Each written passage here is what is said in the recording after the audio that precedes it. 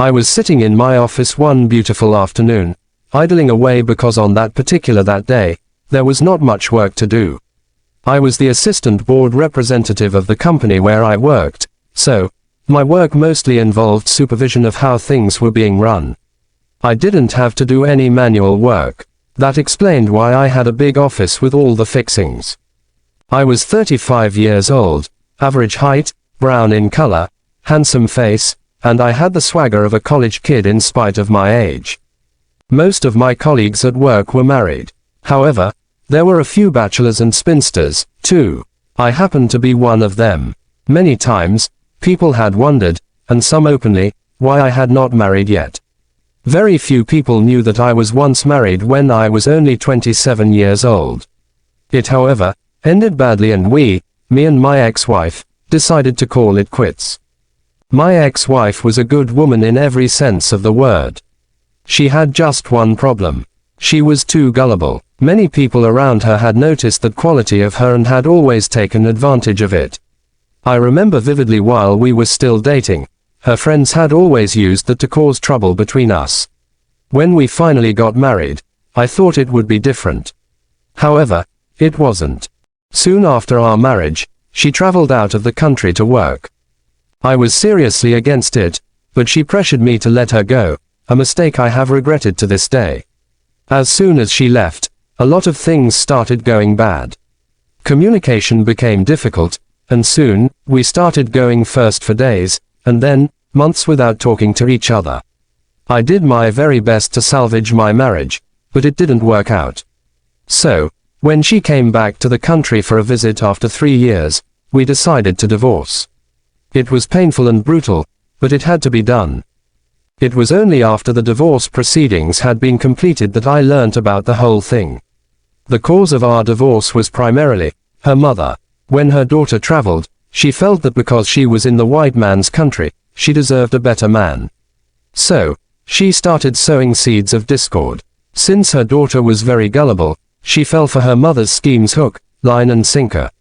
I wish things were different. I remembered the tears we shed at the airport on the day of her departure. I remembered all the promises we made to each other.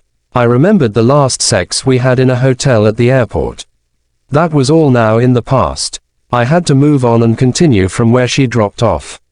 None of my colleagues knew about that part of my life because it happened before I got employment into that company. Since it was a sad chapter of my life, I made the decision to keep things to myself. My colleagues, out of their ignorance about my past life, thought that I was never married before and it was about time to do that. So, as I sat in my office that afternoon, one of my female colleagues who was very close to me, knocked the door, opened it and walked in.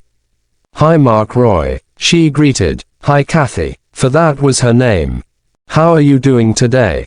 I haven't seen you since morning." "I am good. I came early and have been in my office ever since," I told her. "Wow, you see why it's good to be a boss." She spoke in good humor. "I don't blame you," I laughed. "So, what is new? What do you have up your sleeves? I don't think this meeting is for nothing. That is one thing I like about you. You are a good psychologist. It is always easy for you to read someone." "Yes, I did a little bit of psychology in the university." "Now, speak. What is the matter, Kathy?" "Okay, there is this friend of mine whose younger sister is looking for a man to marry," she revealed. "A woman looking for a man to marry, shouldn't it be the other way around?" "Yes, you may say that, but my friend said her sister has not been very lucky with men. So, she needs someone who has a calm and understanding temperament. I think you fit in that picture. So, you want me to marry someone I don't even know? Are you all right?" I was surprised. "Not necessarily unless you are interested. If you are, I could arrange a meeting for you guys. You both could meet and talk."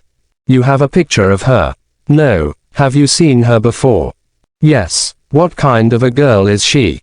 "Well, I don't know her too well, but they come from a well-cultured home. So, I believe she is a good girl. She is also very beautiful, and I know you like beautiful women." She smiled. "All right, but come to think of it, how can you be matchmaking me with another woman?" How about you? You are also a beautiful woman, and you are unmarried. Mr. Markroy, forget about me. I told you I have a fiancé who lives abroad. That abroad again. Alright oh. Na wanna di do waka marriage. Me. I be don hang boot. I laughed. Na you sabi. Now, about the girl. Are you in or out? I am halfway in. Alright, let me give you her number. I saved her number on my phone and checked it on WhatsApp, hoping that I would see a profile picture. Unfortunately for me, she wasn't using that particular number on WhatsApp. Vexed, I decided that I would call her after work. I really wanted to see her face before meeting her. Later that day, when I was at home, I called her. Hello, are you there? The network seemed to be bad. Yes, I can hear you. So, who am I talking to? My name is Mark Roy. Kathy gave me your number. Oh, it is you. How are you? She asked happily. I am fine. How about you? I am good, thank you. So, what is your own name? I asked. My name is Belange. Nice name. So, let's go straight to the point.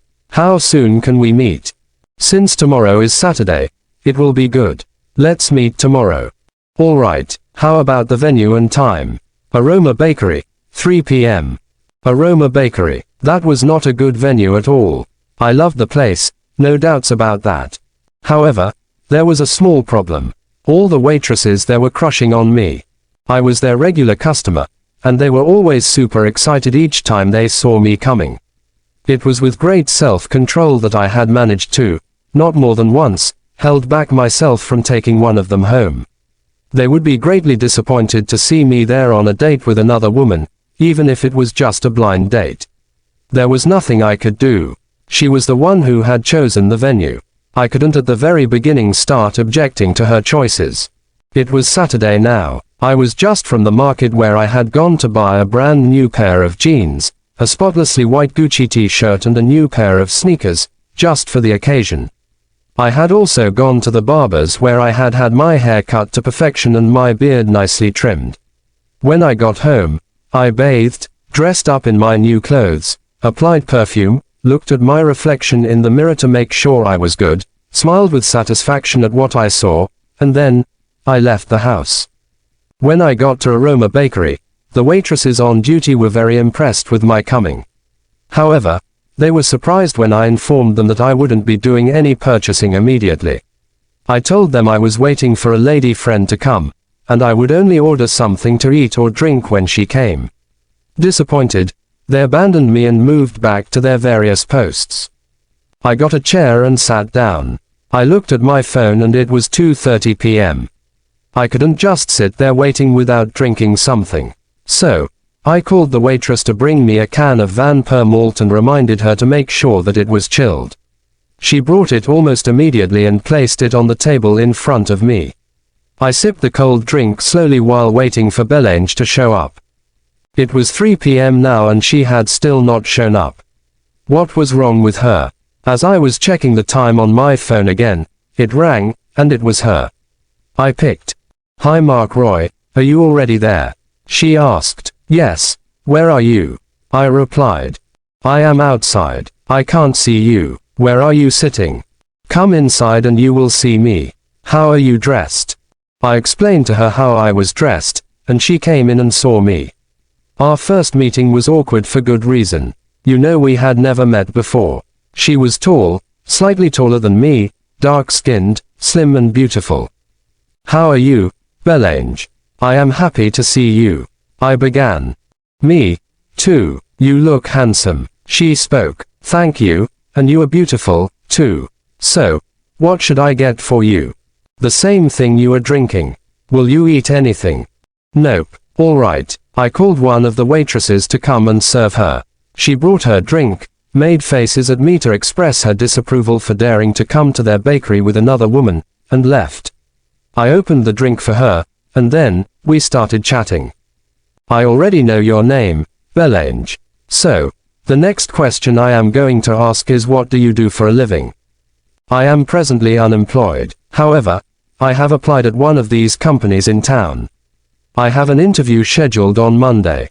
So, How about you? What do you do? Well, I am the board representative of my company. It is purely an executive role. I replied. Oh, that is good. That means you have a lot of money. She smiled. You may say so, but you know, money is never enough. We both laughed at this. How old are you? I am 30, and you? 35. Have you been married before? When I said that, she lowered her head and started sobbing slowly.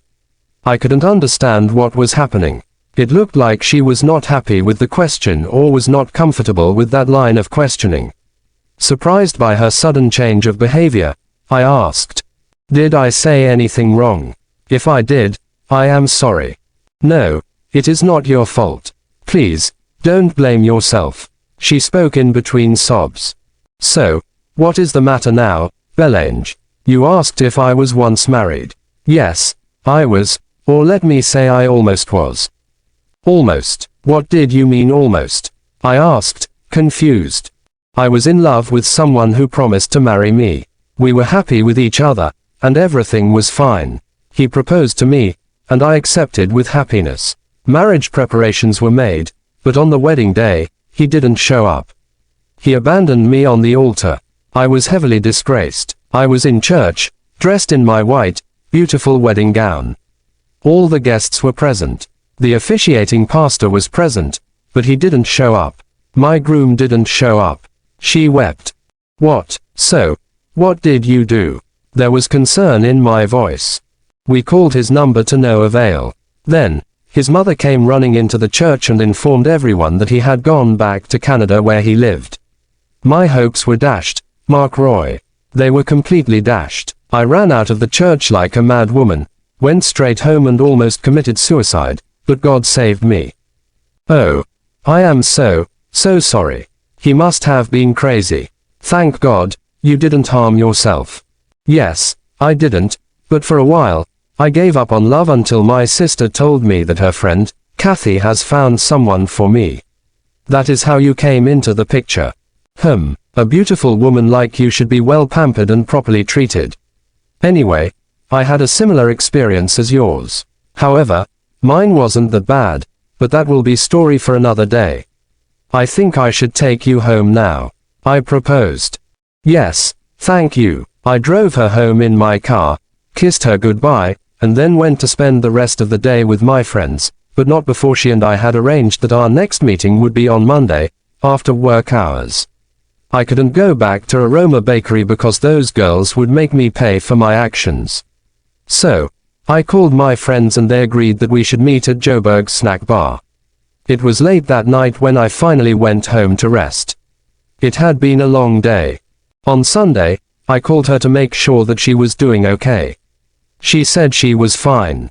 We exchanged a few pleasantries, and then said goodbye. On Monday, I got to work early and my boss told me that we had candidates to interview for the various posts that were vacant in our organization, the most important of which was that of the human resource officer. He told me that he wanted me to be part of the panel that was going to interview the candidates. At about 9 p.m., all the members of the panel were ready to begin the process.